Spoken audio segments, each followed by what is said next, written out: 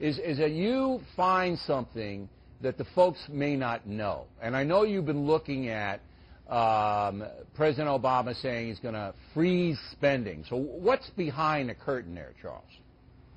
Well, the reason it's a fraud is that what Obama is doing here is not just excluding all the other spending we know about, discretionary spending, Social Security, and the military, and it doesn't include the stimulus.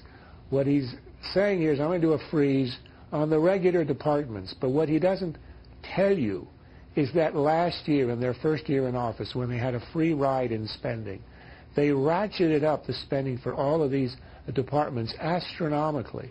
On average, over the last half of fiscal 09 and all of fiscal 10, an average of about 20%. Now, that's huge, because normally, year over year, you'd increase a department's spending by 3%, 4%, especially with low inflation.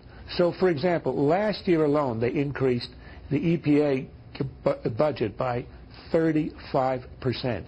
So if you're instituting a freeze, what you're doing is you're ratcheting in, you're locking in the higher spending that Obama slid in last year.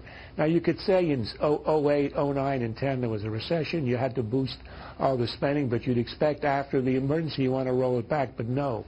So what the freeze is doing essentially is the opposite of what it looks like. Instead of reducing the spending, it's locking in these huge increases that were instituted last year. Because if he didn't do it, then the new Congress that comes in November could roll it back. Could say, hey, exactly. You know, we're going to, since you got such a big jump up, EPA, we're cutting you back 15% to average it out because we thought it was too much. So you say it's a three-card Monty. That's what you're saying? It is, and it's a ratchet that locks it in at artificially high levels, and that's the trick behind this. Oh, that sounds pretty devious, Charles. Are you sure the president is that devious?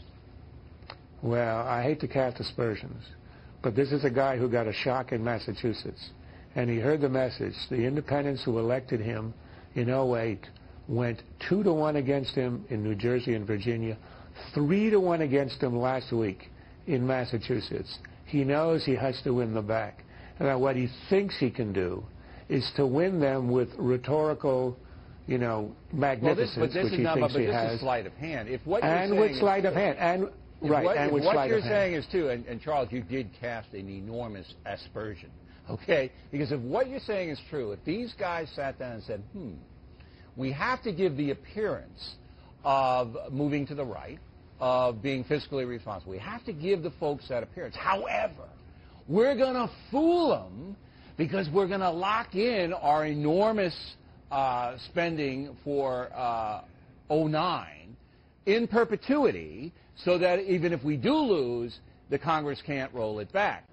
Well, it's not so much to prevent a rollback, because remember that the president remains the president for the next 2 years. It's to establish a new baseline. Okay. So you're ratcheting up and you're freezing it in place. But you're convinced that this is a calculated move to deceive. You're convinced of that? No. Look, whether it's calculated or not, they want to give the appearance of being fiscally responsible. Right, no doubt. The cheap way to do it is with a freeze on a very small element of the budget. It's only a sixth of the budget, and in those areas in which he's already increased it radically. I got it. So it isn't as if he sat down and said, how can I be devious?